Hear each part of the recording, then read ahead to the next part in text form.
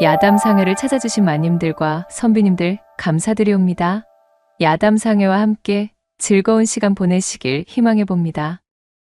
첫 번째 이야기 시작합니다. 새벽동이 터오는 조선의 어느 대궐, 점잖기로 소문난 선비 귀돌의 마음이 온통 뒤숭숭해져 있었습니다. 참으로 고민이로고 이다지도 깊은 고민에 빠지게 만들다니 하늘이 참으로 원망스럽도다. 그의 얼굴에는 깊은 수심과 함께 마치 난생 처음으로 여인을 향한 흠모의 감정을 깨달은 사춘기 소년 같은 설렘이 묻어 있었지요. 이런 시간에 귀돌의 마음을 이리도 어지럽게 만든 장본인은 밥맛이 영 오르지 않아 찬모를 새로 드려야겠다며 귀돌의 아내가 근본에 친정 쪽에서 데리고 온 여종, 그 이름하여 출래였습니다. 주인마님, 쇳내 소시적부터 안방마님네 계집종으로 있었던 출래라 합니다요. 아무쪼록 앞으로 두 마님네를 성심껏 보필해보려 하니 이쁘게 봐주시면 만극하겠구만요. 처음 이 집안에 발을 들이며 무난인사랍시고 고개를 꾸벅 숙이며 말하는 출래를 무심결에 흘끔 쳐다보았던 귀돌은 그만 이 출래라는 여종에게 첫눈에 반해버린 것이었습니다. 그간 귀돌이 알고 지낸 여인이라고는 성미가 불같고 화끈하여 반평생 귀돌을 휘어잡은 채로 살아온 마누라뿐이었습니다. 그렇지만 남편을 생각하는 마음만은 지극히도 깊었던 여인이었지요. 귀돌은 그저 이렇게 사는 것이 자신의 인생이려니 싶어 박색한 마누라였음에도 모난 부분을 보려 들지 않았던 것인데, 그런 귀돌 앞에 떡하니 출래가 나타났으니 참으로 이 일을 어쩌면 좋나요? 사실 귀돌에게는 이 출래라는 여종에게 속절없이 빠져든 가장 큰 이유가 있었습니다. 그것은 바로 출래의 외모가 자신의 마음속에 오랫동안 품고 있었던 첫사랑과 너무도 닮아 있었기 때문이었지요. 때는 아직 귀돌이 혼인하기 한참 전, 넉넉하지 못한 집안에서 태어나 반가의 자식이라는 꼬리표가 무색할 정도로 겨우 입에 풀칠만 하던 때로 거슬러 올라갑니다. 한창 고을 여기저기서 추수하느라 분주하던 움직임들이 마무리되자 고을의 유일한 서당의 훈장님도 덩달아 바빠졌습니다. 슬그머니 치부책을 펼쳐놓고 학동들의 학비가 제대로 들어왔는지를 하나하나 점검을 하는 것이었어요. 귀돌아, 너는 잠시 남아서 나하고 이야기 좀 해야 쓰겠구나. 20명 남짓한 학동들이 저마다 훈장에게 인사를 올리고는 우르르 서당을 나가는 사이 귀돌만 덩그러니 남아 훈장의 눈치를 보고 있었습니다. 그 용건이야 이미 귀돌도 알고 있을 정도로 뻔한 일이었지요. 저기 훈장님, 저희 어머니께서 밤잠도 안 주무시고 삭바느질을 하시며 어떻게든 학비를 마련하려 하고는 있사오나. 그 순간 땅땅 훈장이 제 장죽을 노쨉더리에 두드리며 재를 떨어내는 소리에 귀돌은 화들짝 놀라며 입을 닫고 말았습니다. 거참, 너희 어머니도 뭐랄까? 사람이 낯짝이 있지 그래. 벌써 이것이 몇 번째란 말이더냐? 아니 어찌 평인 출신 자제들도 다 내고 있는 학비를 너희 어머니만 내지 못하고 있는 것이야? 그렇게 훈장은 한참이나 귀돌에게 눈치를 준 뒤에나 귀돌에게 귀가하여도 좋다 허락하였어요. 훈장의 꾸지람을 한바탕 듣고 귀가하던 귀돌은 밀려드는 서러움에 담밖에서 목 놓아 실컷 울고는 우물에 들러 세수를 하고 집으로 들어갔습니다. 어머니, 저 왔어요. 책 보따리를 집안에 던져넣은 귀돌은 다시 바깥으로 나가 뒷산에 올랐지요. 바닥에 떨어져 있는 소리풀 잔뜩 긁어 모은 뒤 집으로 돌아와 그것들을 부엌의 아궁이 옆에 가득 쌓아두었습니다. 어머니를 위해 불쏘시개를 구해온 것이었어요. 어머니가 동네 잔칫집 허드렛일을 해주고 싸온 남은 음식을 그렇게 가마솥에 집어넣고 장터바닥에서 주워온 시들시들한 배춧잎을 보태 양을 잔뜩 늘린 죽처럼 끓여서 어머니와 한 끼를 때웠습니다. 이튿날 서당을 갈 시간이 지났음에도 가지 않던 기도를 의아하게 여긴 어머니가 연유를 물었고, 결국 기돌은 학비를 내지 못해 혼장에게 한 소리 들었던 사실을 털어놓고 말았지요. 어머니는 안타깝고도 슬픈 기색을 애써 숨긴 채 기돌을 감싸 안고 그의 등을 쓰다듬어 주었습니다. 얘야, 참으로 미안하구나. 이 애미가 어린 자식의 글 공부 하나 시켜주지 못하는 형편이라 면목이 없구나. 어머니는 왈칵 목이 메었지만 기돌은 끝끝내 울지 않았어요. 오히려 제 어머니가 슬퍼할까봐 더욱 씩씩하게 대답하는 것이었지요. 어머니, 그런 소리 마셔요. 그까짓 글 공부가 어디 인생의 전부겠습니까? 저는 끄떡도 없으니 슬퍼 마셔요. 결국 기돌은 학업을 포기하고는 어머니를 도와 돈을 벌기 위해 나서기로 작정했습니다. 이름뿐인 반가의 후손이라는 꼬리표가 쌀 한 톨 구해다 주지 않는 현실이었으니 기돌은 이참에 서당에 가 있던 시간까지도 돈을 버는데 쓰자고 다짐했어요. 그는 산에서 진흙을 잔뜩 퍼와 장터 한 곳에 자리를 잡고 화덕을 만들었답니다. 석쇠 위에 가지런히 소리풀 깔고 그 위에는 고구마를 주르륵 얹어 놓았지요. 마른 소리패에 천천히 불을 지핀 뒤 장터 곳곳에 냄새가 퍼지도록 부채질을 시작했습니다. 바로 군고구마 장사를 시작한 것이었어요. 초심자의 행운인지 아니면 기돌의 싹싹함 때문인지 장사는 곧잘 되었습니다. 그렇게 제법 자리를 잡아가던 어느 날 한창 소리패 불을 떼던 기돌의 앞으로 두 사람이 매는 조그만 가마가 들어섰지요. 가마는 복잡한 장터바닥을 지나다 말고 멀찍이 멈춰서는 것이었어요. 예. 아, 참말이십니까, 아씨? 예, 알겠습니다요. 앞쪽의 가마꾼이 가마 속의 누군가와 이야기를 나누더니 제 이마에 땀을 닦으며 기돌에게 걸어왔습니다. 보시오, 고구마 장수 양반.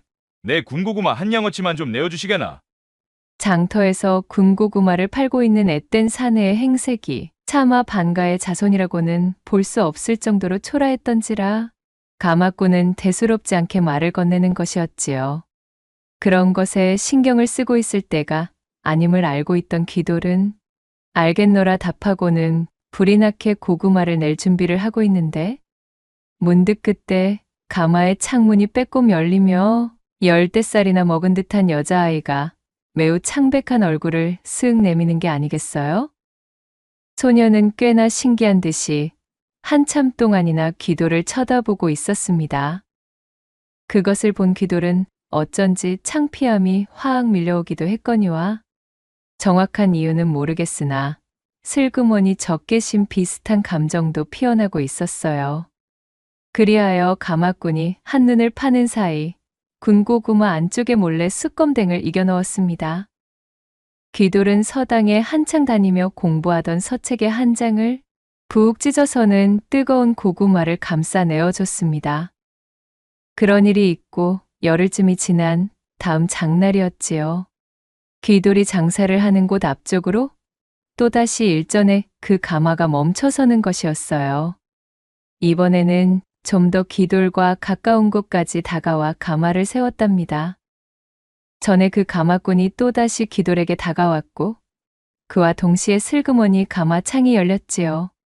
변함없이 창백한 피부의 여자아이가 얼굴을 살짝 내밀며 창피한 듯 기돌을 훔쳐보기 시작했어요.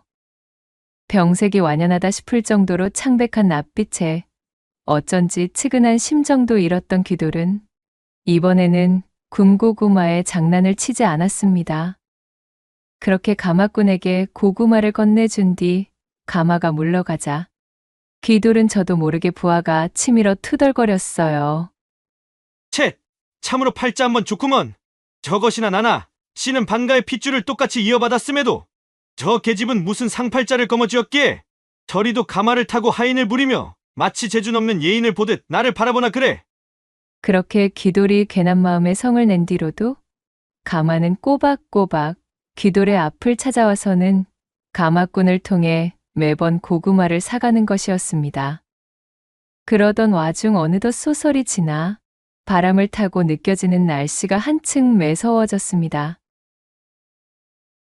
장날이 돌아와 귀돌이 부지런히 군고구마의 냄새를 피워대는데도 그 가마는 보이지가 않았습니다. 언제부터인가 귀돌은 자신도 모르게 가마를 기다리기 시작했어요. 헬쑥하기 그지없는 가마 속에 그 소녀의 얼굴을 떠올리며 날마다 기다리기를 반복했습니다. 하지만 장날 마지막까지도 가마는 볼 수가 없었지요. 달포가 지난 그 다음 장날, 기다리는 가마는 오지 않고 가마를 끌던 가마꾼만이 혼자서 귀돌을 찾아왔습니다. 오래간만일세. 군고구마 새냥어치를 주시게나. 그리고 참, 우리 아씨가 날씨가 추워졌을 테니 이걸 자네한테 전해주라고 하더구먼. 우리 아씨가 며칠 밤을 새면서 손수 수편한 것이니 귀하게 사용하시게. 가마꾼이 귀돌에게 내민 것은 바로 얼기설기 짠 토수였습니다. 한참이나 그것을 물끄러미 내려다보던 귀돌은 콧잔등이 시큰해지는 느낌을 애써 숨기며 말했어요. 감사하다 전해주시오. 그리고 고구마 값은 아니 받겠소이다.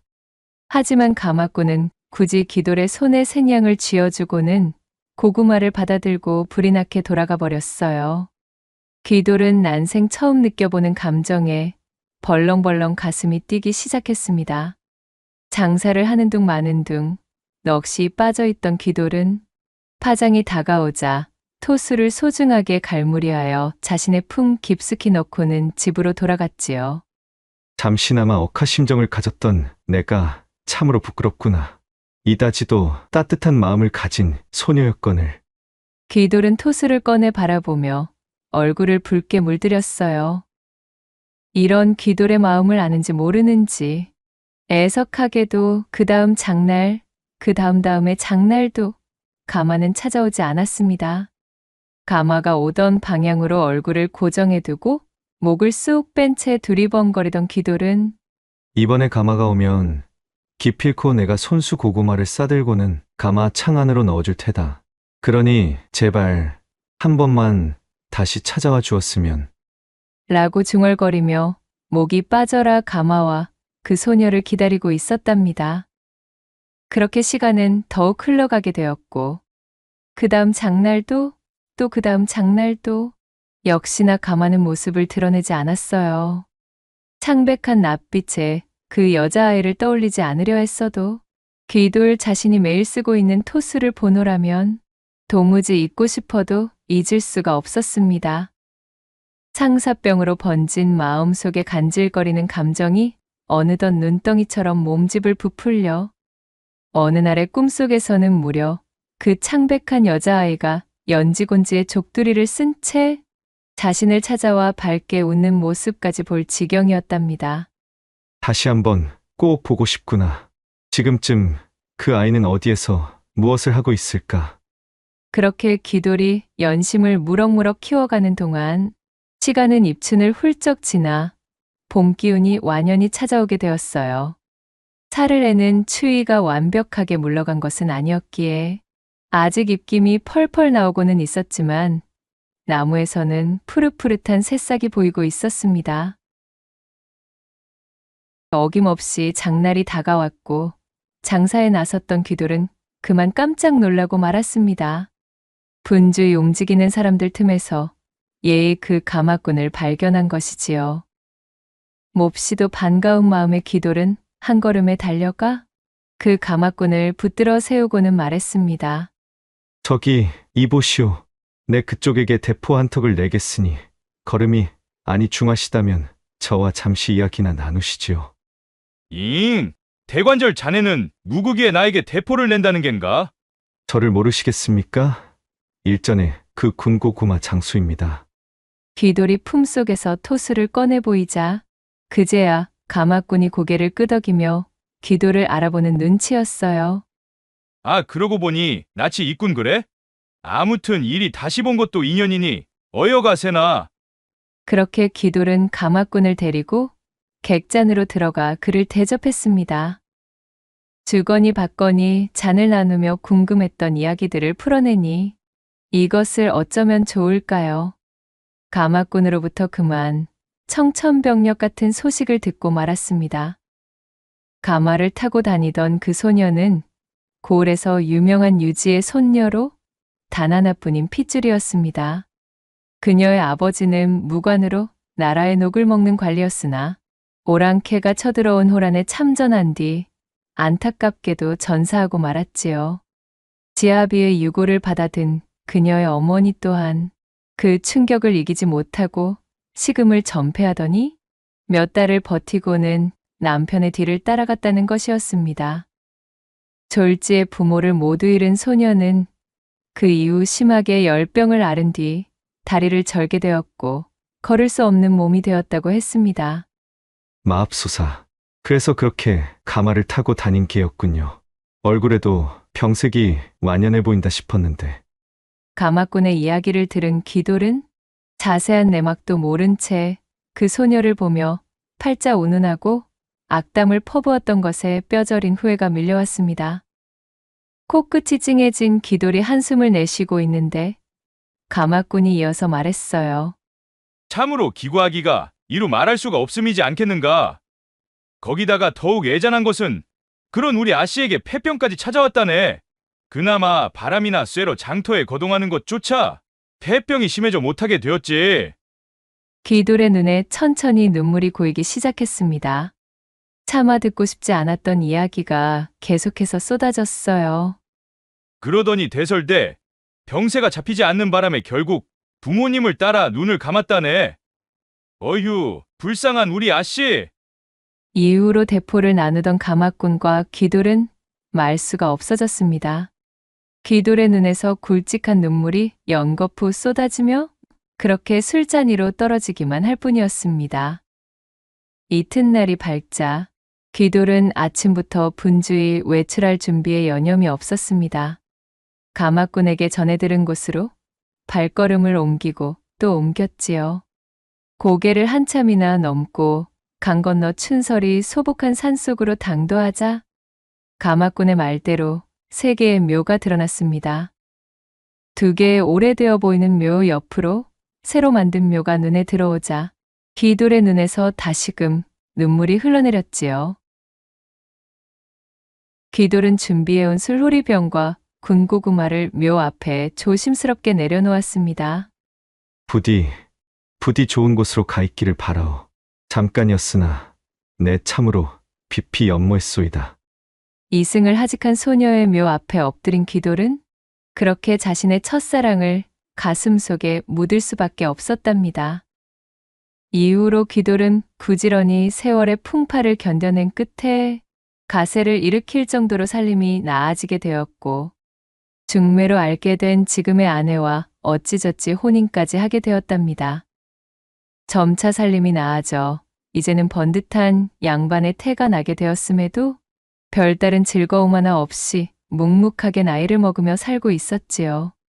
바로 그러던 찰나 그 시절 자신의 첫사랑의 외모와 너무도 닮아있는 이춘례가 등장한 것이었어요. 앳된 사내로 회춘한 듯한 마음에 기름을 붓기라도 한 듯 쉴 새 없이 귀돌의 심장이 뛰고 있었습니다.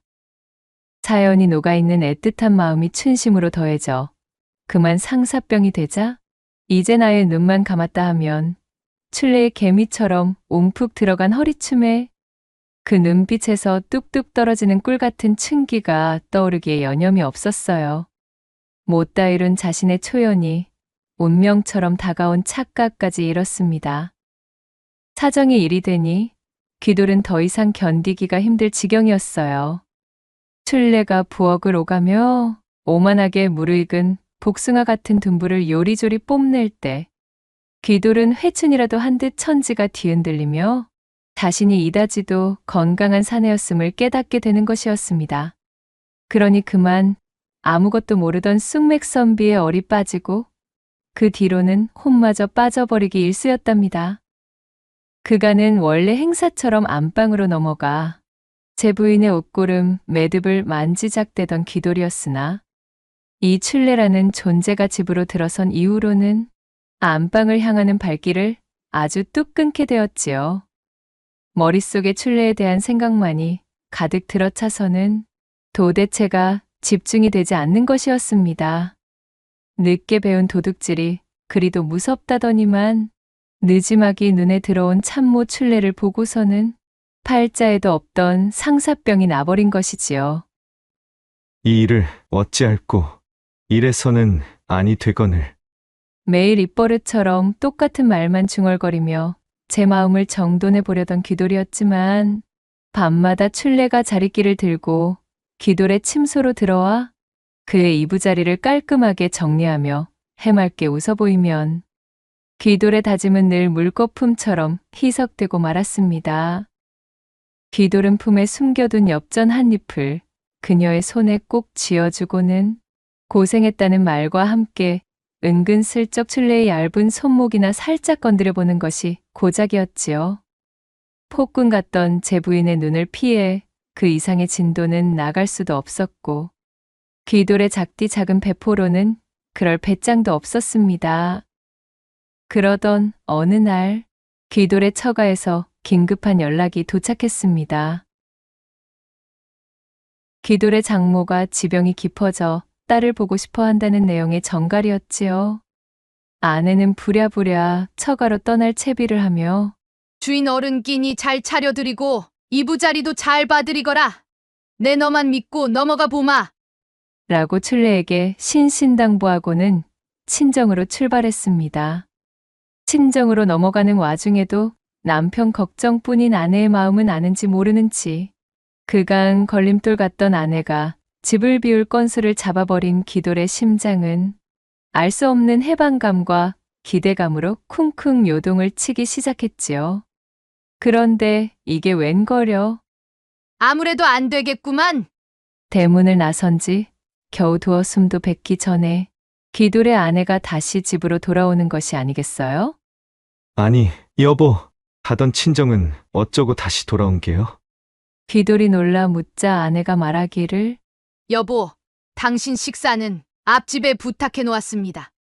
춘례는 내가 데려가겠어요.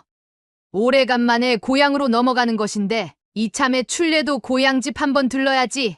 춘례야, 어서 채비하거라. 너도 함께 나서자꾸나. 내색은 못하지만 고향에 들를 생각에 얼굴에 화색이 돈 춘례와 모처럼 찾아온 기회를 날려 금세 풀이 죽어 데친 시금치처럼 축 처져 버린 귀돌. 그렇게 아내가 춘례를 데리고 떠난 뒤 밀려오는 허탈감의 대낮부터 진탕 탁배기를 퍼마시다가 귀돌의 내리를 번개처럼 스치며 떠오르는 묘안이 있었으니 옳거니 이럴 것이 아니라 당장의 실행에 옮겨야 하겠구만. 내 더 이상 이리 고민만 하며 옹졸한 범부처럼 굴 수야 없지 않겠나. 라고 크게 외치고는 자리에서 벌떡 일어나 한 걸음에 단골 의원으로 달려갔습니다. 헐레벌떡 단골 의원 청생원에 도착하니 숨을 헐떡이며 들어선 귀돌을 청생원의 주인장인 박 의원이 맞이하였지요. 아니, 이게 뉘십니까 그래? 이리도 급한 몰골로 얘까지 직접 어쩐 일이시오? 집에 누가 급한 이라도 생기신 겝니까? 두 눈을 크게 뜨고 수염을 쓰다듬으며 자신을 바라보는 박 의원의 물음에 술이 거나하게 오른 귀돌은 자리에 털썩 주저앉아 버렸습니다. 이윽고 그는 박 의원의 두 손을 부여잡고 울상이 된 채 통사정을 올렸지요. 이보시오, 박 의원. 제발 나를 좀 살려주시구랴. 내 이대로는 가슴이 터져나가든 내 몸이 터져나가든 둘 중 하나로 비명행사하기 일보 직전이외다. 그리고는 장황하게 춘례에 대한 이야기를 꺼내놓는 것이었어요. 그렇게 자신의 속에서 들끓고 있던 이야기를 모조리 꺼낸 귀돌이 주변을 둘러보고는 천천히 말했습니다. 그러니 내 한 가지 계략을 세워둔 것이 있소이다. 그 계획에 우리 박 의원께서 부디 힘을 보태 주시오. 단골 의원 좋다는 게 다 뭐겠소? 귀돌의 한 맺힌 사연을 잠자코 듣고 있던 박 의원이 수염을 만지작대며 말했습니다. 그거 참 맹랑하게도 돌아가는 일이 되고 말았구려. 사연이 어찌되었든 뒤늦게 그런 진맛에 눈을 뜨는 것도 이거 축복이라면 축복이겠지만은 만에 하나 그런 사연으로 의원인 자가 거짓을 고하며 어울렸다는 악소문이라도 퍼진다면 우리 청생원은 영원히 문을 닫게 됩니다. 허니 그런 위험 부담을 질 수는 없음을 양해 바라겠소이다. 박 의원이 탐탁치 않아 하는 표정으로 완곡히 거절하자 귀돌은 그의 곁에 바짝 다가 앉으며 말했지요. 어허, 이보시오 박 의원. 악소문이 돌게 될 일이 무엇이 있소이까? 잘못될 리가 없는 일이라 하질 않소. 계획을 세운 장본인이 나거늘 내가 입을 다물면 그 누가 알아채겠소? 일이 뜻대로 잘 풀려 이 몸의 소원을 성취하게 도와만 주신다면 박 의원께 통 크게 보답하도록 하겠습니다. 내 말을 믿어 주시오. 간절한 표정으로 읍소하는 귀돌의 얼굴을 바라보며 박 의원은 영 내키지 않았지만 어쩔 수 없이 승낙을 하고 말았지요. 알겠습니다. 다만 약조하신 것만은 반드시 지켜주십시오. 허면 계획이 무엇인지 말씀해 보시지요. 그렇게 귀돌과 박 의원의 은밀한 밀담이 오간 뒤 시간이 흐르고 흘러 귀돌의 부인이 춘례를 데리고 고향에서 돌아오자 이를 기다렸다는 듯이 귀돌이 각혈을 하며 앞마당에 쓰러졌습니다. 물론 청생원에서 박 의원의 도움을 받아 따로 구해놓았던 돼지의 피를 쓴 것이었지요. 애구머니, 아니, 여보, 대체 이것이 무슨 일이랍니까? 귀돌이 쓰러지자 집안이 발칵 뒤집혔습니다. 아내는 사색이 되어 귀돌을 부축하며 비명을 질렀습니다. 귀돌은 눈이 뒤집힌 채로 사지를 덜덜 떨고 있으니 너무도 놀란 아내가 허둥대는 목소리로 춘례를 부르며 소리쳤지요. 춘례야, 큰일 났다. 청생원에 가서 박 의원님을 모셔오거라. 얼른. 안절부절하던 차에 겨우 정신을 차린 춘례가 한 걸음에 달려가 청생원에서 박 의원을 모셔왔습니다. 춘례의 안내를 받으며 불이 나게 들어온 박 의원은 미리 짜둔 대로 귀돌을 진맥하는 척 이리저리 손을 대어보고 눈꺼풀을 까디집는 신용도 하며 분주히 움직였습니다. 이윽고 침통한 표정으로 고개를 가로저은 박 의원이 중얼거렸어요. 진맥을 해보니 이거 큰일입니다. 아무래도 고비가 찾아온 듯하니 오늘 밤을 넘기지 못할 수도 있음을 대비해야 하겠소. 일단 부인께서는 마음의 준비를 하셔야 하지 않을까 합니다만. 박 의원은 수심 깊은 표정을 유지하며 사태가 좋지 못하다는 암시를 주기에 이르렀고 그 말을 들은 귀돌의 부인은 귀돌을 덥석 끌어안고 말 그대로 눈물 없이는 볼 수 없는 대성통곡을 뱉기 시작했습니다. 의원님, 무슨 수가 없겠습니까? 이대로 남편을 보낼 수는 없습니다. 제발 방도가 있다면 부디 알려주십시오.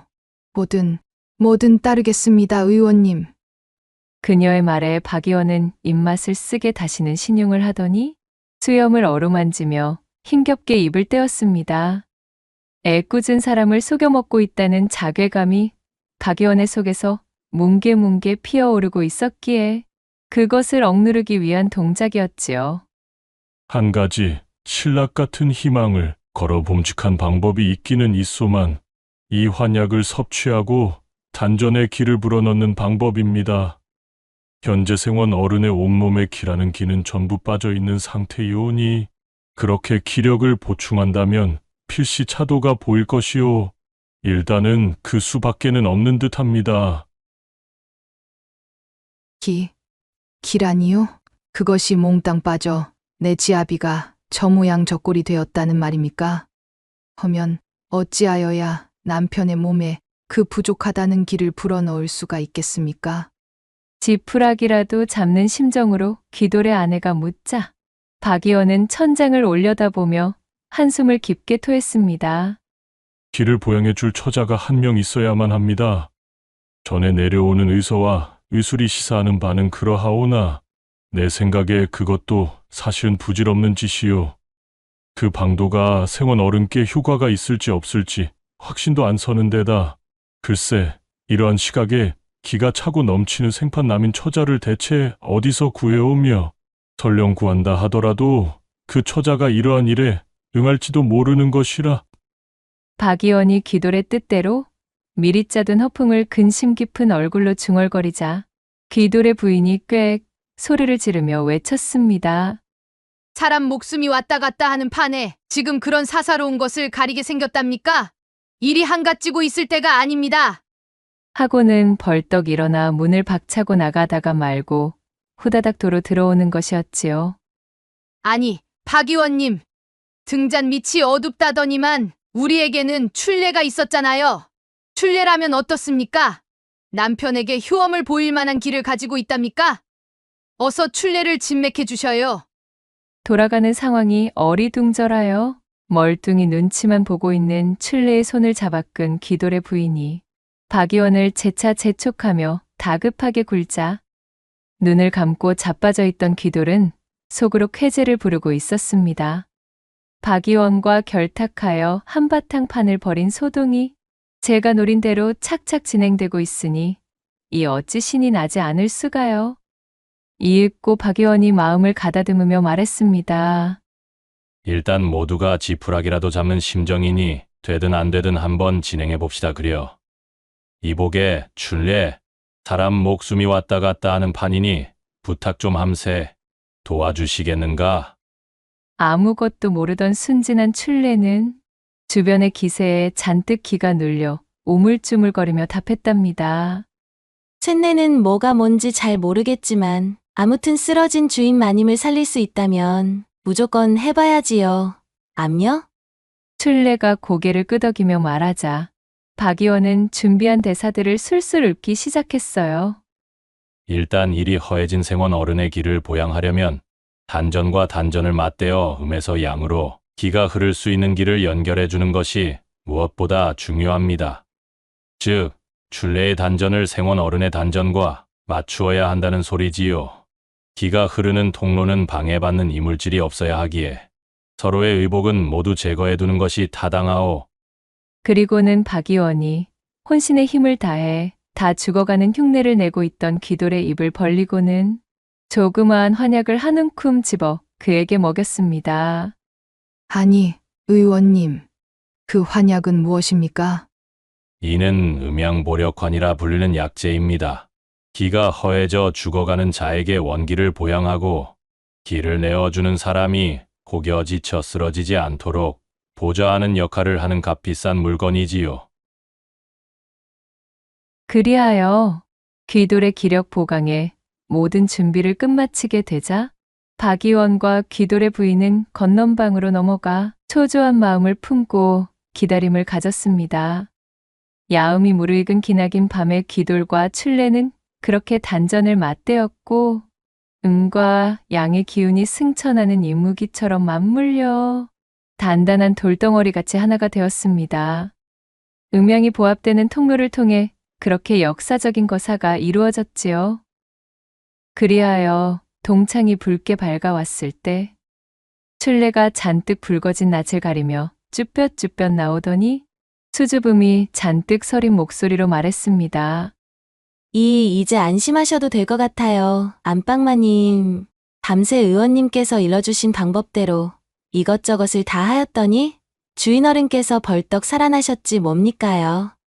뜬 눈으로 밤을 지새우던 귀돌의 아내가 그 말을 듣고는 한 걸음에 뛰어들어가 귀돌을 붙잡고는 펑펑 기쁨의 눈물을 쏟았습니다. 허허, 이거 일이 아주 잘 풀렸구려. 하늘이 도운 게지. 그럼 생원 어른도 쾌차하셨으니 나는 그만 돌아가 보겠소이다. 박 의원은 어색한 웃음을 흘리며 자리에서 일어났고 귀돌의 아내에게 융숭한 대접과 감사 인사를 받으며 그렇게 대문 밖으로 사라졌습니다. 다시 눈을 뜬 귀돌의 얼굴에는 때깔 좋은 광채가 번들번들한 것이 이유 모를 윤기가 흐르고 있었지요. 어이구, 사경을 헤매다 돌아오니 세상이 참으로 밝구만. 여보, 그리고 춘례야. 내 두 사람에게 아주 큰 빚을 졌구만 그래. 참으로 고맙소들. 귀돌은 그 옛날 자신이 이루지 못한 채 가슴에 묻어두었던 첫사랑을 닮은 여인과 질펀한 음양보합을 이룬 뒤 무기력하던 사람이 완전 달라져 있었지요. 그렇게 귀돌에게 죽음을 극복한 경사가 찾아온 뒤 얼마의 시간이 지나고 박 의원이 청생원에서 목을 빼며 기다려도 도무지 귀돌 쪽에서 연통이 없는 것이었습니다. 아니, 그런 얼토당토하는 망측한 연극에 어울려줬더니만 그게 보답하겠다던 사람이 어찌 이리 소식이 없는 게야? 며칠이 지난 후 저녁 나절, 기다림에 지친 박 의원이 기도를 찾아 그의 집으로 방문하자 아내에게도 기력을 보충하는 행위라고 실컷 둘러놓았겠다. 아예 본격적으로 출례와 단전을 맞대며 불같은 시간을 보내고 있던 기돌이 마침 일을 마치고 옷매무새를 고치면서 박 의원을 맞이하는 것이었습니다. 귀돌은 희죽거리며 애써 과장된 몸짓으로 박 의원을 환영하는 기색을 보이고는 출례를 시켜 푸짐하게 술상을 내오라 일렀습니다. 이거 아까도 보아하니 출례라는 여종과 아주 즐겁기 그지없는 각종 기회들을 뽐내다가 나오시는 듯한데 그것이 가능하도록 물심양면 도와준 저의 노고를 잊으신 것은 아니시겠지요? 허허, 그럴 리가 있겠습니까? 자, 드십시다. 그리하여 차려진 술상을 앞에 두고 두 사람은 거나하게 술잔을 나누고는 박 의원에게 곧 보은을 하겠노라 약조한 뒤 헤어지게 되었지요. 그런 뒤로도 얼렁뚱땅 시간은 흘러 보름이 지나고 한 달이 지나도 크게 보답하겠다던 귀돌에게서는 아무런 소식이 없었습니다. 아니, 이 인간이 참으로 뻔뻔하기 그지없구나. 그 총극을 받아준 내게 이리 철면피로 나오시겠다. 그야말로 화가 단단히 뻗친 박 의원이 당장 귀돌의 집으로 당도하여 사랑방에 들이닥치자 귀돌은 이미 볼장 다 보았다는 식으로 능글맞게 나오는 것이었지요. 이보시오, 생원 어른. 일이 잘 성사되었으니 이제 약조하신 대로. 아니, 약조라니요? 그래서 한 달 전 우리 집에서 술상을 거나하게 내어드리지 않았습니까? 목숨을 살려주신 은덕을 기려 크게 베풀지 않았는지요? 아주 진귀한 안주로 대접한 기억이 있는데 어찌 이러십니까? 뭐라 굽쇼? 그것으로 입을 닫겠다, 이 말입니까? 이럴 수가. 출례와 단전을 맞댄 이후 큰일이라도 치루냥 사람이 완전히 달라져 버린 귀돌의 철면피에 박 의원은 부득부득 이를 갈았지만 어쩔 수가 없었습니다. 만약 귀돌이 다른 마음을 품고 진실에 대한 소문이라도 동네방네 떠들어 버린다면 귀돌이야 겨우 얼굴에 먹칠만 하는 정도로 창피만 받으면야 끝나는 일이었지만 병환을 꾸며 새파란 여종과 밤을 지새우게 만든 것도 모자라 그 일을 동조하고 그의 아내마저 속여버린 일은 고을의 의원으로 오랜 기간 명맥을 유지하며 평판을 쌓아온 자신의 명성을 끝장내기 딱 좋은 것이었습니다. 귀돌도 이를 아주 잘 알고 있었기에 뒷간에 들어갈 때 마음과는 달리 뒷간에서 나올 때의 마음을 고쳐먹고 이리 강짜를 부리고 있었던 게지요. 박 의원은 헛기침을 몇 번 던진 뒤 사랑방을 나서며 조용히 말했습니다. 그래, 내 아주 잘 알겠소. 보시오, 생원 어른. 그날 밤에 그대가 먹은 환약이 무엇인지는 아시오? 음양보력환이라는 근사한 이름으로 내 먹여드렸던 환약 말이오. 그딴 걸 낸들 어찌 알겠나? 쓸데없는 요설 늘어놓지 마시고 볼일 끝났으면 이만 돌아가시게나. 관심 없다는 듯 귀돌이 오만하게 고함을 치며 박 의원을 쫓아내자 박 의원이 미소를 머금으며 답해 주었답니다. 그거 사실은 약에 쓰려면 없다는 견분으로 만든 환약 이외다. 넘길 때의 맛이 텁텁한 것이 아주 구렸을 텐데 몰랐소? 뭐시라? 개똥으로 조제한 환약을 내게 먹였다는 말인가 지금? 그렇소이다. 그대가 만약 나와의 약조를 어기고 온 고을에 내가 그대를 도왔음을 떠벌리기라도 하면 곤란하기에 입막음을 대비해 만들어둔 문안을 먹여둔 것이지. 어디 입이라도 뻥끗해 보시오. 고을 전체에 당신이 견분으로 만든 환약을 아주 개눈 감추듯 맛있게 먹었다고 맛소문을 내드리리다. 박 의원은 껄껄 웃으며 뒤도 돌아보지 않고 돌아가 버렸고 귀돌은 버선발로 마당까지 기어나와 헛구역질을 하며 그날 먹은 모든 것을 다 개워내기에 이르렀지요. 그리고 그날 이후로 귀돌에게는 꾀병이 아닌 새로운 병이 생겨나게 되었습니다. 이후 달포쯤의 시간이 지난 어느 날 귀돌의 집에서 때 아닌 곡소리가 들리고 있었습니다. 그 이유인 즉슨 동네에서 지나가는 개만 보아도 구역질을 멈추지 못하더니 이내 밥 한 술 뜨지 못하고 자리에 드러누워 버린 귀돌이 나날이 병색이 짙어졌기 때문이었어요. 식음을 전폐한 채 낯빛만 새파랗게 질려가는 남편을 본 귀돌의 부인이 박 의원을 찾아가 진맥을 부탁해 보았지만 박 의원은 냉랭하게 딱 잘라 거절할 뿐이었습니다. 예햄, 그 병에는 약이 없소이다. 아니, 의원님, 진맥도 해보지 않으시고 어찌 그리 말씀을 하시는 geb니까? 한번 보아주기라도 하셔야지요. 보아야만 아는 병이 있다면 보지 않아도 훤히 보이는 병도 있다오.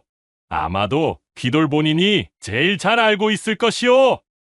그리하여 밀려드는 토끼를 이기지 못해 시름시름 앓던 귀돌은 결국 자신의 꾀를 자신이 이겨내지도 못하고 더욱 식욕을 잃어버린 채 그 애를 넘기지 못하고 말 그대로 변을 치르고 말았으니 어떤 의미로는 이루지 못했던 자신의 애틋한 첫사랑이 있는 곳을 향해 이제서야 먼 여행을 떠나게 되었다고 볼 수도 있게 되었답니다. 영문을 모르는 귀돌의 처와 출래만이 눈을 감은 귀돌을 붙잡고 굵은 눈물을 흩뿌리며 목 놓아 통곡하였다는 후문이 전해지고 있사옵니다. 두 번째 이야기 시작합니다. 옛날 옛적 과거 시험을 보기 위해 한양길에 오른 한 선비가 있었습니다. 이 선비의 이름은 허청으로 그는 이번에 치러질 과거 시험을 응시하기 위해 3년을 꼬박 공부에 매진했던 자였습니다. 비록 허청이 아직까지 과거 시험을 통과하지 못해 관직 없는 선비였으나 그 심지가 곱고 불의를 보면 참지 못하는 심성을 지닌 올바른 사람이었지요. 게다가 옳은 일에 끼어드는 오지랖 또한 넓은 편이어서 그는 주변에서 벌어지는 마뜩찮은 일들을 그냥 넘기는 법이 없었습니다. 이번 시험길은 그 각오가 남다르니 발걸음이 더욱 무겁구나.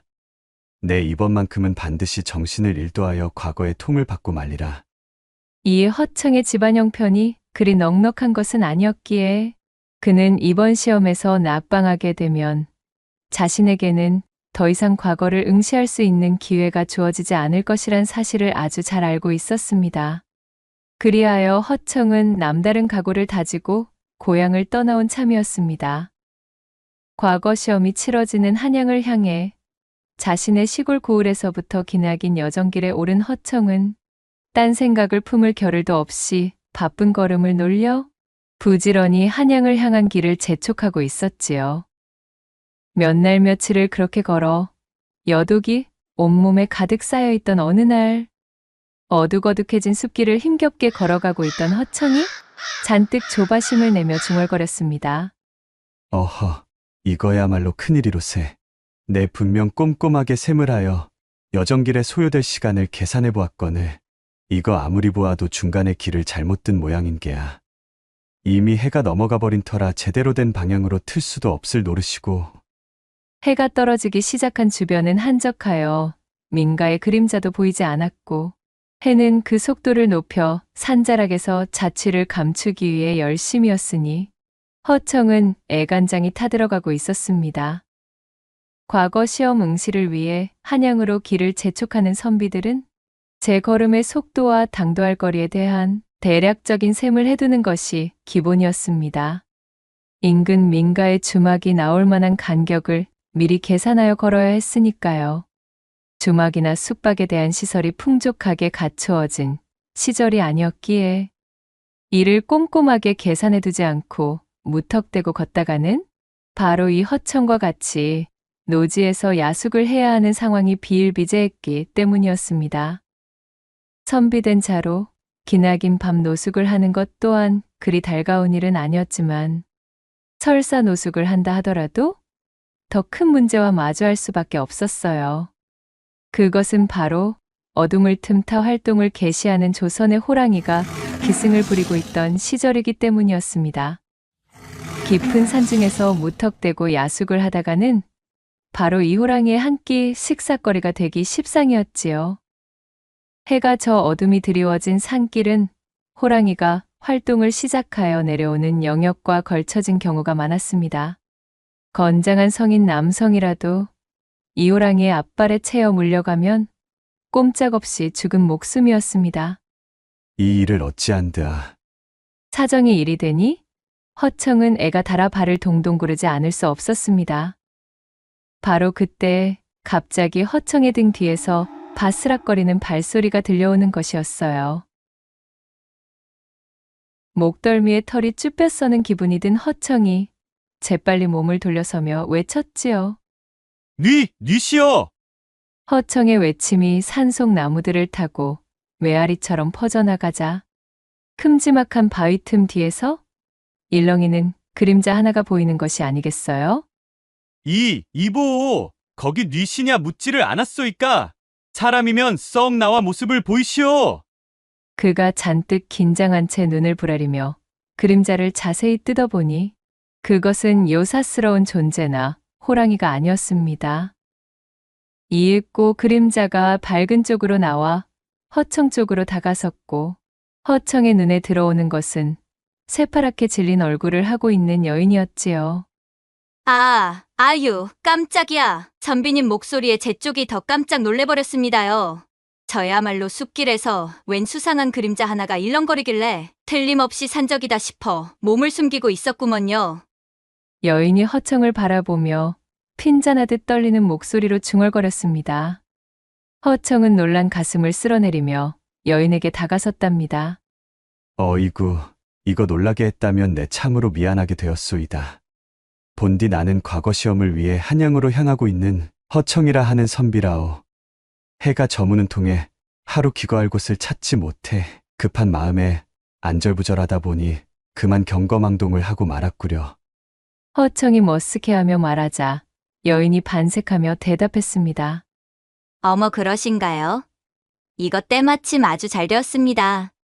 여기서 조금만 더 걸어 들어가면 백단골이라고 조그마한 고을이 하나 나옵니다요. 제가 그 백단골에 딱 하나 있는 주막을 꾸려가고 있는 사람이지 않겠습니까요? 저 역시도 건너고을에 볼 일이 있어 그것을 마무리하고 돌아오는 길이온데 날이 저물어 전전긍긍하던 차였으니 서로 길동무나하며 가면 알맞겠습니다요. 아니 그것이 정말이시오? 그렇다면 내 기쁜 마음으로 길동무를 해드릴 테니 부디 저희 길잡이를 좀 해주시구려. 어휴, 여부가 있겠습니까요, 선비님? 저는 삼례라 부르시면 씁니다. 그러하면 염치불구하고 선비님 신세를 좀 지도록 합지요. 여인의 말을 들은 허청은 기쁜 마음으로 그녀를 맞이했고 자신의 이름을 삼례라 밝힌 여인 역시 어두운 숲길을 홀로 걸어야 하던 차에 만난 든든한 남정네를 일행으로 두게 되어 안심하는 기색이었습니다. 두 사람은 이런저런 이야기를 나누며 어느새 땅거미를 넘어선 컴컴한 어둠이 내려앉은 숲길을 헤쳐 걸어갔지요. 이윽고 백단골에 당도하자 허청은 삼례의 안내를 받으며 한 주막에 들어서게 되었습니다. 선비님 덕분으로 어두운 숲길을 낭패 없이 잘 헤쳐나오게 되었습니다. 내 감사의 마음을 덧붙여서 오늘치 선비님 숙식대는 받지 아니었으니 마음 놓고 여독이나 푹 풀고 가시도록 하세요. 주모 덕분에 나 역시 노숙의 신세를 면하게 되었거늘 참으로 감사한 말씀이오. 그러하면 내 염치불구하고 주모의 호의를 기쁘게 받아들이겠소이다. 허청은 삼례의 배포에 활짝 웃으며 호의의 고개를 끄덕이곤 감사를 표하였습니다. 주막까지 함께 걸어오며 나눈 이야기와 그녀의 마음 씀씀이로 보건대 삼례는 심성이 악한 사람 같지는 않아 보였습니다.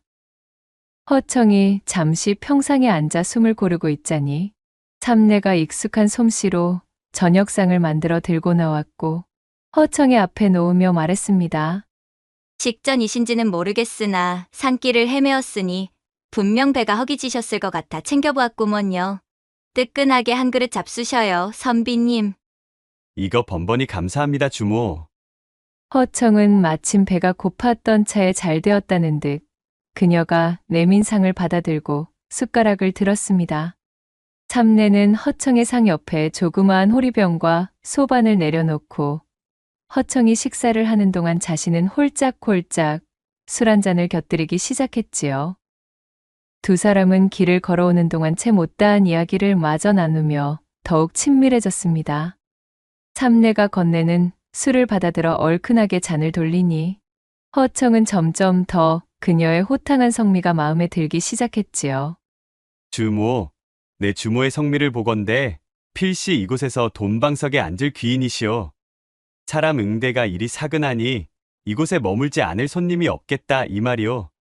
얼씨구 칭찬에 몸둘 바를 몰라 낯이 다 간지럽소만. 모든 객손이 다 선비님과 같이 저를 후하게 평해주는 것은 아닙니다. 세상살이가 제 뜻대로 흘러가면야 더없이 좋겠다만 그게 어디 그렇게 된답니까? 안타깝게도 저는 이 마을 여편네들에게 아주 오지게도 찍혀 주막이 박살나기 직전입니다요. 뭐라? 아니 찍히다니? 대체 그것은 또 무슨 소리여? 허청의 물음에 그녀는 땅이 꺼져라 한숨을 내쉬었지요. 허청은 구슬피 늘어놓는 삼내의 이야기에 귀를 기울였습니다. 그녀가 전해주는 이야기를 종합해보니 젊은 나이에 남편과 사별한 삼내는 이런저런 숱한 고생 끝에 겨우 이곳 백단골의 자리를 잡은 이후 마지막이라 생각하고 주막을 세우게 되었던 것이었습니다. 그녀는 본디 상대의 아픔과 연민, 그리고 속 깊이 골아있는 마음들을 읽어내는 재주가 신통했고 사람을 대할 때 싹싹하고 친절한 응대가 몸에 배어 있었기에 거기에 매료된 나그네들 덕분으로 나날이 장사가 번창하고 주막이 알려지게 되었지요. 그리하여 마을의 사내들에게 주모와 이야기를 나누다 보면 10년 묵은 채증이 확 내려간다던가 허심탄회 속마음을 내비치면 마치 명예와도 같이 답답한 부분을 어루만져주더라 등등. 점점 이 주막의 주모인 삼내에 대한 입소문이 번지고 말았던 것입니다. 안 그래도 가장의 무게와 녹록지 않은 삶의 무게에 지칠 대로 지쳐있던 사내들이 하나둘 삼내를 찾아와서는 탁배기와 국밥을 팔아주며 그것을 핑계로 그녀와의 대화에 마음의 위안을 얻고자 하였고 친절과 사근사근함 그리고 삼내의 특출난 능력이 더해져 그녀에 대한 소문은 날개가 돋은 듯 더욱 퍼져나갔습니다. 그녀의 제법 반반하였던 용모도 한몫 거들었기에 저작거리 파다하게 내려앉아 있던 소문은 그 기세를 불려 눈덩이처럼 격가지가 자라게 되었어요. 삼내를 보기 위해 많은 사내들이 찾아오는 통의 주막은 늘 국세통이었습니다. 허나 문제는 개중 태반이 이미 혼인을 한 사내들이었다는 점이었지요. 홀몸이라는 것을 드러내며 가볍게 굴지 않았고 특별히 남들에게 오해를 살 만한 행동을 하지 않았음에도 정신없이 일에 치여 하루하루를 보내던 삼내가 어느덧 주막이 자리 잡아 한숨을 돌리고 정신을 차렸을 때는 이미 어디서 굴러먹었는지도 모를 주막의 주모한테 제 서방의 마음을 빼앗겨 분통이 터져 있던 마을 여인네들에게 공공의 적이 되어 있더란 것이었습니다. 그러한 이야기를 나누는 사이 밤이 무르익어 깊어졌고 재미없는 사연이지요? 이거 공연히 우리 객손 마음에 시커멓게 파문이나 일으키고 말았구만요. 허참, 무슨 그런 말씀을. 아무튼 이거 듣다 보니 나도 모르게 이야기 속으로 빠져들고 말았구려.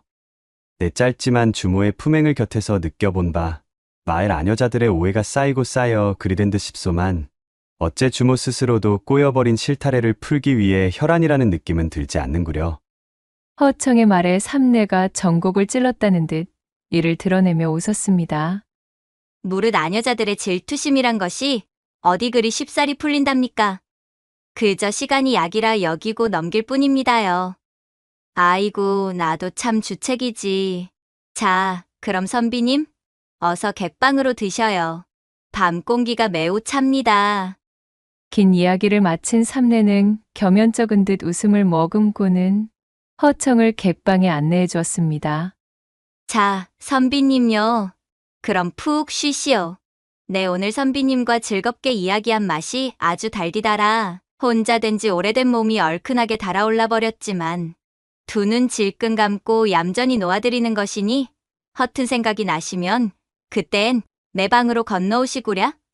문고리도 내 열어두겠수.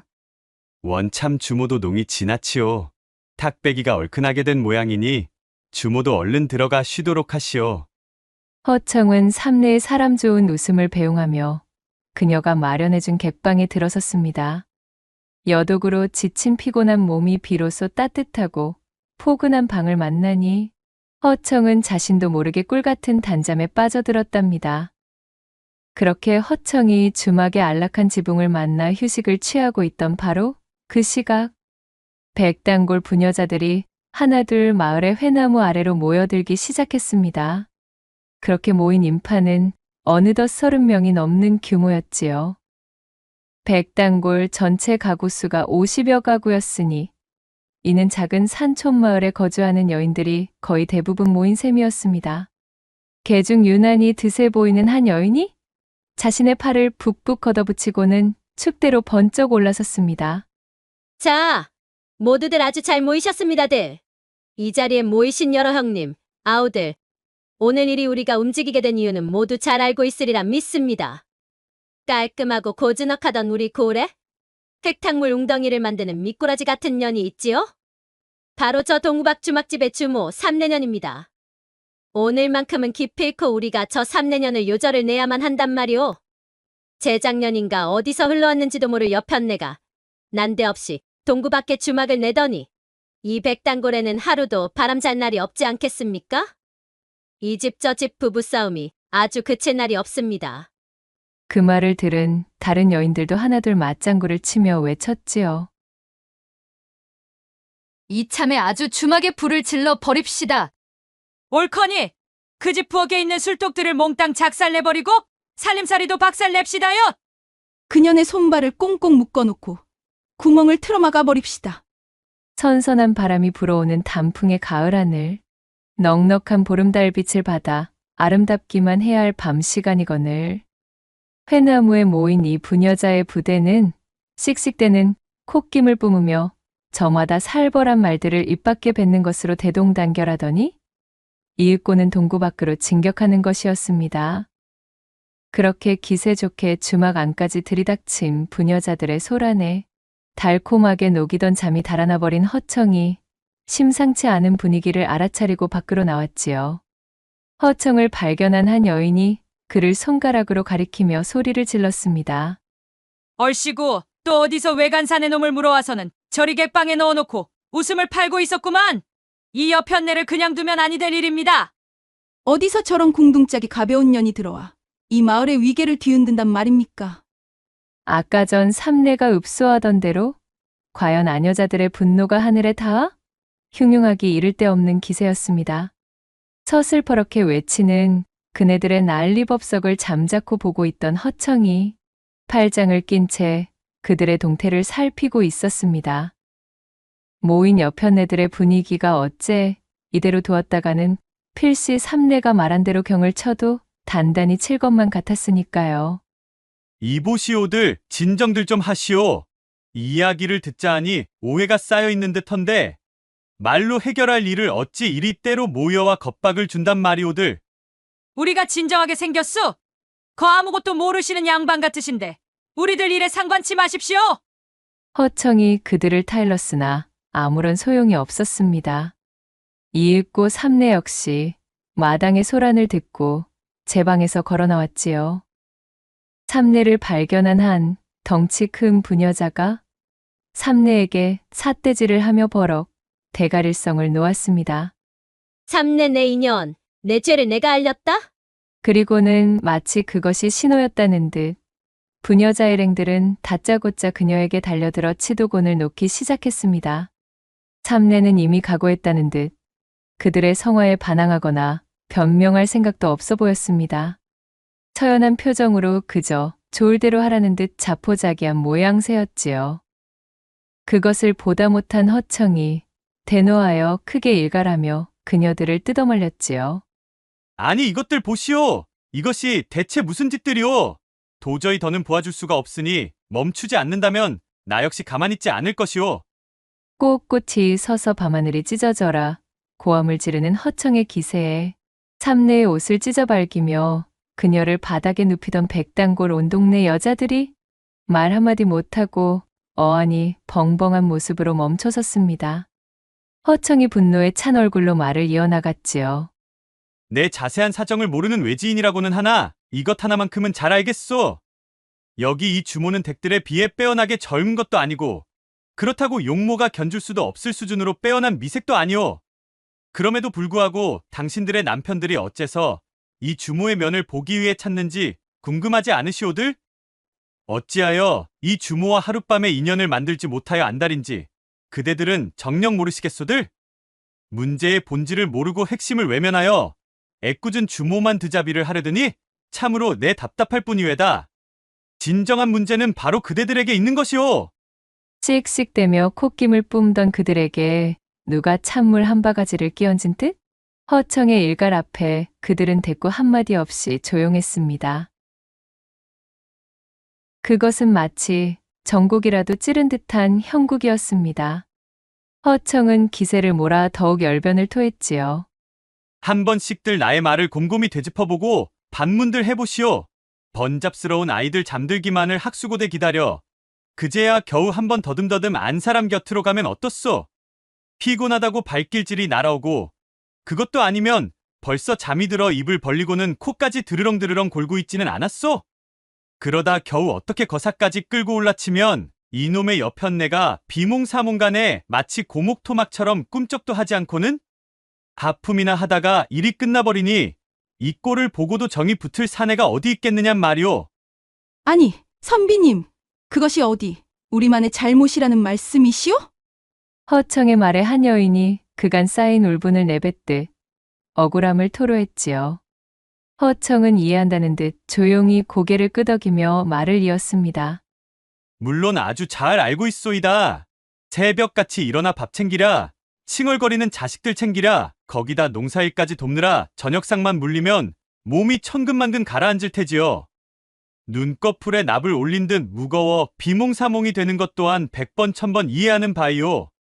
허나 그럴수록 사내의 마음을 꽉 틀어지는 자만이 안방 살림을 휘어잡는 것 아니겠소이까? 지아비와 운우를 나눌 때 가지를 벌린 썩은 고목이 아닌 진정한 예인이 되는 법을 깨우쳐 본다면 과연 그때도 지금과 같은 고단한 생활이 계속되겠소? 허청은 한참 동안이나 마루에 서서 그녀들을 내려다보며 일장훈계를 이어갔고 처음에는 기세등등하게 들이닥쳤던 부녀자 부대는 마루 아래서 허청을 올려다보며 꿀먹은 벙어리가 되어 있었습니다. 그렇게 찍소리도 안 나오는 사이 허청이 주모를 향해 손짓하며 말했지요. 그리고 그것은 바로 이 주모를 통해 배우면 되는 것입니다. 예로부터 통치를 하는 자는 배움을 게을리하는 자 위에 군림한다 하였소이다.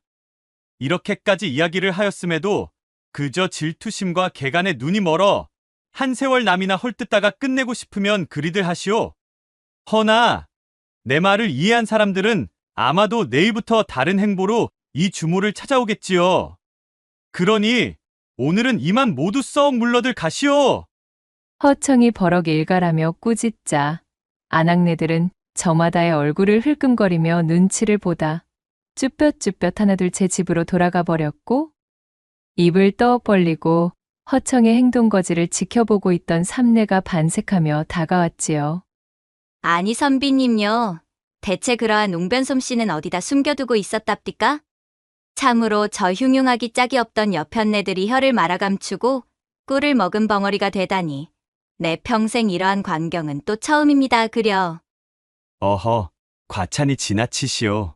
그저 주모의 인덕에 이끌려 주제넘게 도운 것이니 기분이나 상하지 않았으면 좋겠소이다. 허청이 제 머리를 긁적이며 대답하자 주모가 너덜거리던 제 옷가지를 정리하며 응수했지요. 기분이 상하다니요? 오히려 혼자인 저를 업수히 여기지 않고 이리도 저희 사정을 돌보아 주시니 오히려 기분이 들떠 다른 생각까지 들지 않겠습니까? 그리도 사내의 마음을 휘어잡는 예인에 대하여 빠삭하시니 어디 인연의 기회도 한 번쯤 시험해보는 것도 좋겠지요. 그렇게 말한 삼내가 셀쭉 웃으며 허청의 옷깃에 자신의 손을 가져다 대었고 그것을 본 허청이 짐짓 턱기침을 하며 점잔을 빼자 삼내는 그의 손을 이끌고 제일 아랫목이 따뜻한 방으로 그를 인도하는 것이었지요. 그렇게 두 사람은 한바탕 부녀 부대가 휩쓸고 간 뒤 조용해진 주막 안을 시끌벅적하게 데우며 세 차례가 넘는 걸출한 시간을 가지게 되었고, 허청은 그야말로 주모의 기회가 그저 말뿐임이 아니었음을 뼈저리게 느끼는 때를 보내게 되었습니다. 이튿날 점심 나절, 삼내와 거나하게 회포를 풀었던 허청이 한양길 여정에 필요한 준비를 하러 장터에 나가 있던 사이, 어제 아녀자들 틈에 섞여 찾아들었던 오간의 부인이 주막에 찾아왔습니다. 그것이, 그러니까 형님 안에 계시오? 네, 이것 좀 들어보시라 가져왔소이다. 엉거주춤한 자세로 부추떡을 한 대접 들고 와 삼내에게 내민 오간의 부인이 귓속말로 삼내에게 무언가를 부탁하기 시작했지요. 그녀의 귓속말을 가만히 듣고 있던 삼내가 활짝 웃으며 대답하는 것이었습니다. 이거야 원사람도 참. 그리도 나를 미워할 시간에 진작 찾아오지 그랬었나. 그런 것이라면 내 틀림없이 가르쳐 줄 수 있지. 삼내가 씩 웃으며 대답하고는 오간의 부인을 데리고 한참이나 방중술 강의를 펼치는 것이었습니다. 그렇게 강의를 들은 오간의 부인은 얼굴을 벌겋게 물들인 채 기대에 찬 표정으로 삼내에게 연신 인사하며 돌아갔고, 오간의 부인이 가자마자 동구 밖에 40 넘은 서초씨 부인이 인절미를 싸가지고 주막을 찾아오는 것이었습니다. 아우님 계시는가? 바쁘지 않으면 나 좀 잠깐 봄세. 그녀 역시 겸연쩍은 얼굴로 인절미를 내밀고는 한참 동안이나 삼내에게 개인 교습을 받고 활짝 미소를 지으며 돌아갔지요. 허청의 일갈 속 숨어있던 조언에 눈을 뜨고 이렇게 삼내의 교육을 받고 돌아간 부인들은 그날 이후로 얼굴에 근심이 사라지고 담벼락 너머 집안에서는 웃음꽃이 피어났으며, 또한 부부의 금슬이 눈에 띄게 좋아져 그 집의 사내들은 삼내네 주막에 걸음을 하기는커녕 다른 여자들에게 한눈조차 팔지 않게 되었으니, 삼내만 보면 정신을 못 차리던 사내들이 이젠 자신의 아내만 찾느라 밤이 새는 줄도 모를 정도로 삼내의 쪽집게 강의는 훌륭하고도 전륜했습니다. 이것이 입소문을 타고 무섭게 번져 금세 백당고를 점령하였지요. 며칠이 지나고 허청이 한양길로 나설 시기가 도래하자 주막 앞은 삼내의 강의를 듣기 위해 찾아온 백당골 부인들로 발디딜 틈이 없었습니다. 그녀들의 손에는 입을 것, 먹을 것, 기타 사치품부터 엽전까지 삼내에게 바칠 뇌물들이 한아름 들려 있었습니다. 허청의 말대로 삼내는 어느덧 백당골의 주적에서 백앤머리 일의 해결사로 등극하게 된 것이지요. 그렇게 허청은 삼내를 도와 주막의 번성과 그녀의 안녕을 도모하였고, 삼내는 허청을 은인으로 삼겠다며 과거를 보고 돌아오는 길에 다시 제 주막을 들러준다면 일전의 밤과는 비교도 할 수 없는 묵직한 보은으로 허청에게 보답하리라 약속하며 웃어 보였습니다. 선비님 덕택에 저희 먹고 사는 문제가 안정되었으니 꼭 저와 우리 주막을 기억해 두셨다가 다시 들러주셔요. 선비님을 평생의 은인으로 삼고 방과 음식, 그리고 저까지 대접해 드리겠으니 말이어요. 알겠소. 네, 그리 하겠소이다. 자, 주모. 그럼 몸 건강히 잘 지내시오. 허청은 버선발로 마당까지 나와 자신을 배웅해주는 삼내에게 손을 흔들어 인사하고는 한양을 향해 다시금 발걸음을 재촉하였습니다. 그렇게 허청이 한양을 향해 또다시 머나먼 여정에 오른 지 얼마 뒤 또 한 번 걸음의 속도 계산에 실패해버린 허청. 어허, 한 번도 아니고 2번씩이나 일이 낭패를 맞이하다니 나도 참 구제불능이로다. 한밤중 인적 드문 길가에서 노숙을 해야 할 처지가 되자 난색을 표하며 허둥지둥하던 찰나였습니다. 비키시오, 비켜서시오. 그런 허청의 옆으로 웬 근사한 가마 하나가 앞질러 지나가는 것이었지요. 허청이 한쪽으로 비켜서며 가마 안을 흘끗 바라보니 안에는 한 여인이 타고 있었습니다. 가마의 모양새가 서둘러 자신의 집으로 돌아가는 듯한 낌새였지요. 오라, 참으로 다행이로다. 이 앞으로 나아가면 인가가 있나 보구만. 노숙 신세를 면할 수 있다는 기대에 허청은 걸음을 재촉하여 가마를 쫓아가기 시작했습니다. 그렇게 허청이 가마를 쫓아간 지 머지않아 어느 큼지막한 기와집 한 채가 그의 눈앞에 나타나게 되었고, 대문 앞에는 가마꾼과 그 안에 타고 있던 여인의 것으로 보이는 발자국들이 어지럽게 남아있는 것으로 보아 가마의 목적지도 분명 이 집이었음이 틀림없었습니다. 이리 오너라.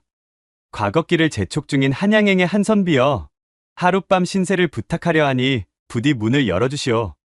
과거시험 응시생의 선비들이 한양길로 향하는 도중, 이렇듯 날이 저물어 묵어갈 곳이 필요할 때 방문하게 되면 응당 손님방을 내어주고 식사를 제공하는 것이 보편적이었습니다. 그것을 허청도 잘 알고 있었기에 나온 행동이었지요. 허청의 목소리를 듣고 대문이 열리며 주인장의 모습을 드러냈습니다.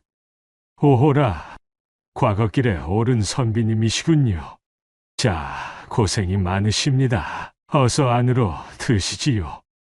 허청이 마당으로 들어서며 주인장에게 감사 인사를 전하려 그의 얼굴을 살펴보는데, 집주인의 표정에 깊은 수심이 짙은 것이 어쩐지 예산 일이 아닌 듯 보였답니다. 헌데 주인장, 어찌 그리 얼굴에 수심이 가득하십니까? 이거 어쩐지 신뢰를 끼치는 것 같아 마음이 편치 않아 그러합니다.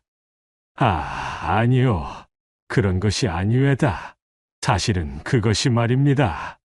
주인장은 고개를 저으며 안쪽의 방을 향해 처연한 시선을 던지고는 말을 이었습니다. 공교롭게도 집안에 그리 좋지 않은 우환이 있어 말이지요. 혼인한 지 얼마 되지도 않은 하나뿐인 나의 아들이 그만 정체도 모르는 작자의 손에 죽임을 당하였지 뭡니까? 하염없이 시간만 흐르고 있으나 아직 범인은커녕 작은 단서조차도 잡지 못한 상태라오. 관아에서도 그저 조사 중이니 기다리라는 말만 되풀이하고 있으니 내 너무도 괴로운지라 그것이 얼굴에 씌여 있는 모양이요.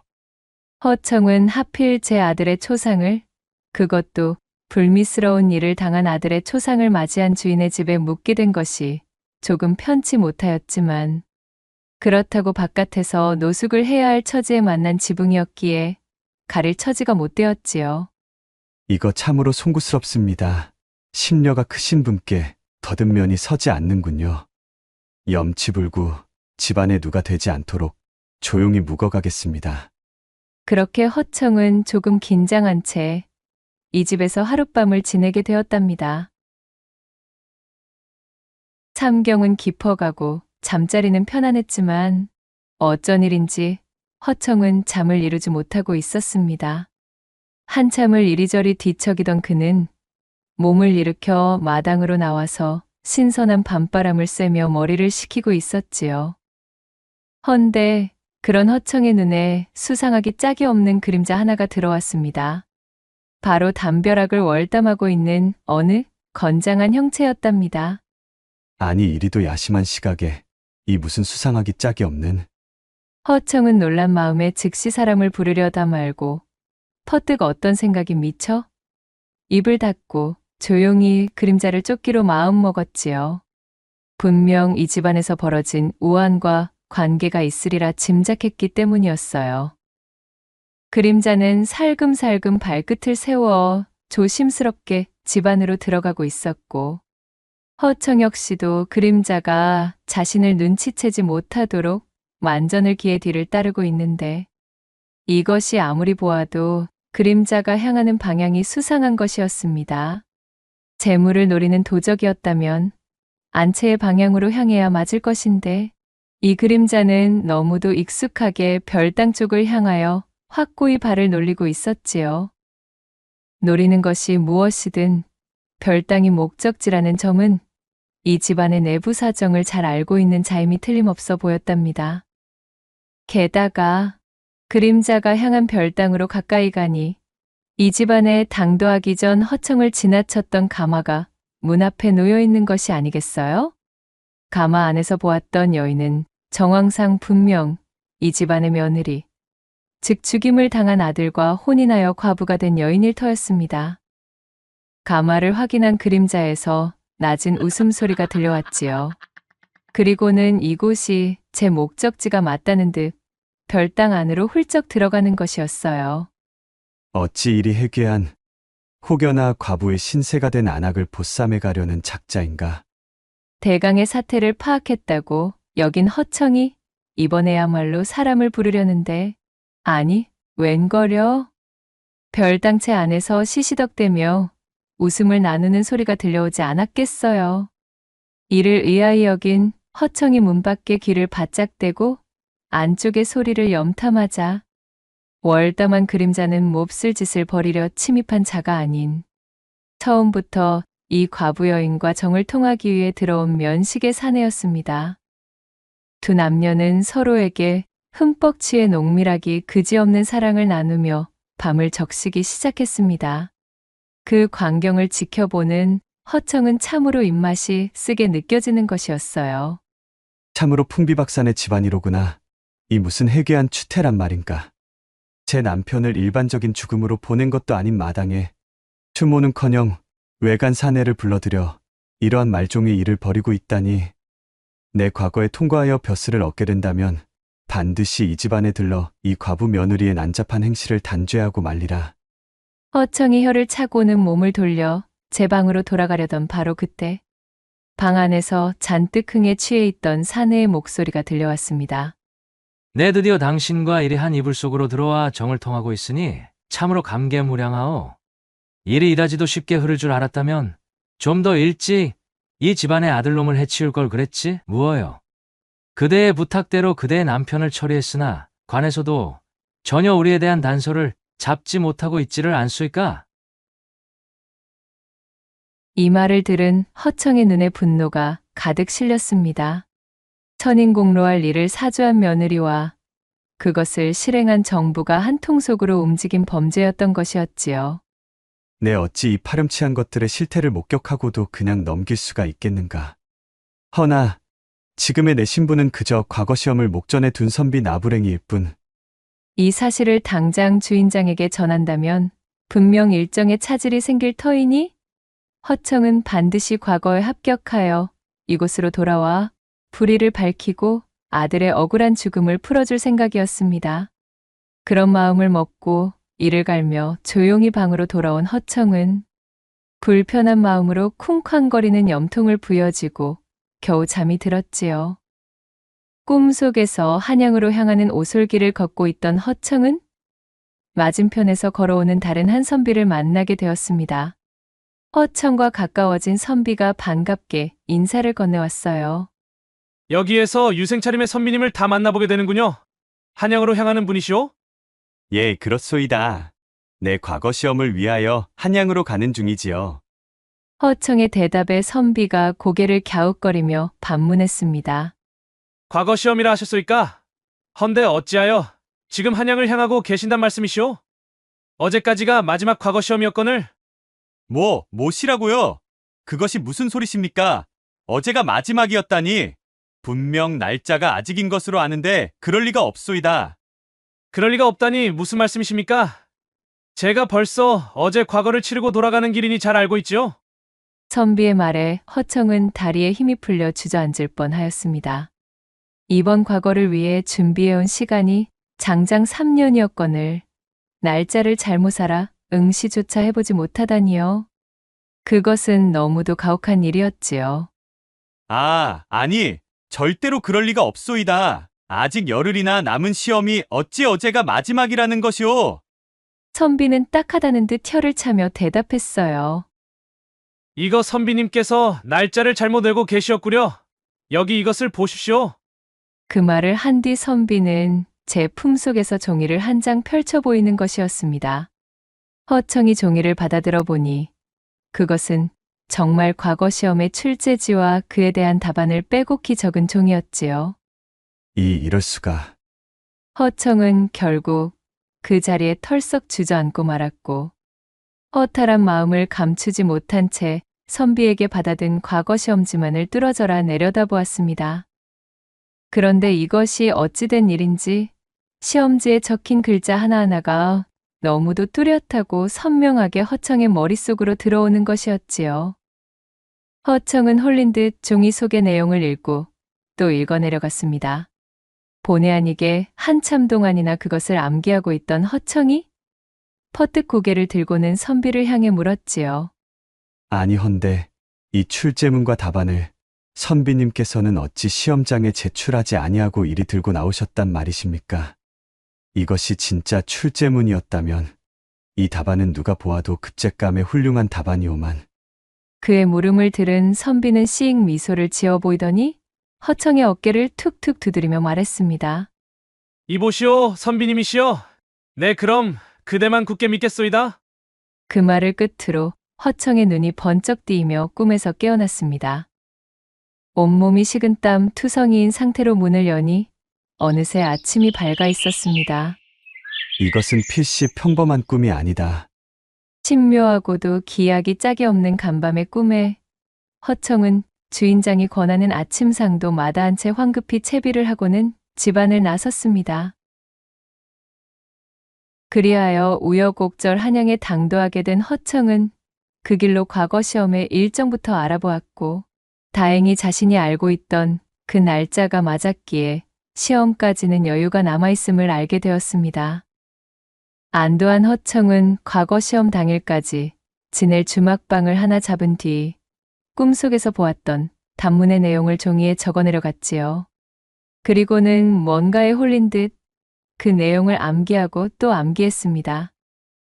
그렇게 과거 시험날이 다가왔고 시험장에서 출제자가 고하는 출제문을 유심히 듣고 보니 과연 꿈속의 선비가 건네준 종이에 적힌 그대로의 문제가 출제된 것이지 뭐겠어요. 토씨 하나 빠지지 않은 그대로의 원문이었습니다. 역시 그러하였구나.